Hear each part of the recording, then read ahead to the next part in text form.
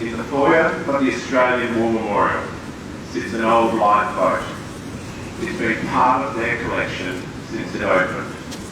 Most visitors would have passed it. At first glance, it's an unremarkable boat, yet it's one of the most iconic and tangible reminders of the Anzac landings, because that steel lifeboat was one of the boats which participated in the landings 100 years ago. 100 years ago, the first Anzacs were climbing down rope ladders from their transports. They made the last stage of the journey in rowing boats like that one. They did so orderly and quietly. It was pitch dark.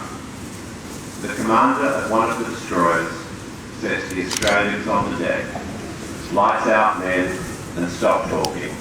We're going in now." Our official war historian, Charles Bean, described the scene. In the silent, crowded boats, the tension was extreme. Did the Turks suspect? Were they posted on those invisible hills and on the beaches? Would they detect the landing? Would they resist it in force? When would the first shot come? The 10th Battalion from South Australia was amongst the first to land. In the pre-dawn light, they faced cliffs 200 feet above sea level and ground riddled with gullies. They carried heavy backpacks with 200 rounds of ammunition and entrenching tools, water and 2 days of rations. They ran across the shingle of the beach, took cover behind the bank and began to climb. 2 South Australians, Private Arthur Blackburn and Private Philip Rowan, went further than anyone else and glimpsed their goal.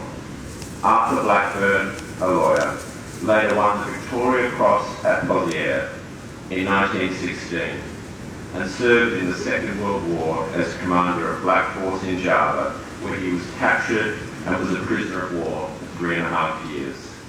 The office of the Department of Veterans Affairs in Adelaide is named Blackburn House in his honour. Philip Roberts was an accountant who worked for the Bank of Adelaide. He played for the Norwood Football Club and for South Australia, and he won the 1907 Magarey Medal for football. He was killed 3 days after the landing.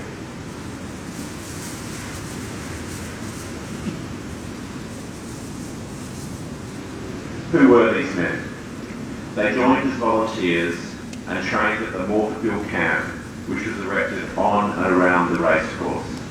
They undertook their training along the Glenelg and Brighton foreshores. They went for long marches to the Light Horse Remount Depot at O'Halloran Hill. They marched to Blair National Park and bivouacked there for 2 nights. They still behaved like young men. A smile or away from the nurses at the Adelaide Hospital who were visiting the camp was enough to distract them from their training. After parading before the government at Parliament House on North Terrace, the proprietor of the Halfway House on the Bay Road, Mr. Tolley, supplied free beer to the parched troops. You can imagine the scene. We know that establishment today as the Highway Inn, and the Bay Road was later renamed Anzac Highway to honour them. In 2 months at Morpheville, they were transformed from civilians to soldiers. So who were these men? They were teachers, blacksmiths, lawyers and shearers. They were drovers, accountants, railway men and labourers. They walked our streets. They were part of our community. Their names are on this arch. We will not forget them. We will remember them. They are no longer with us, but they are us, lest we forget.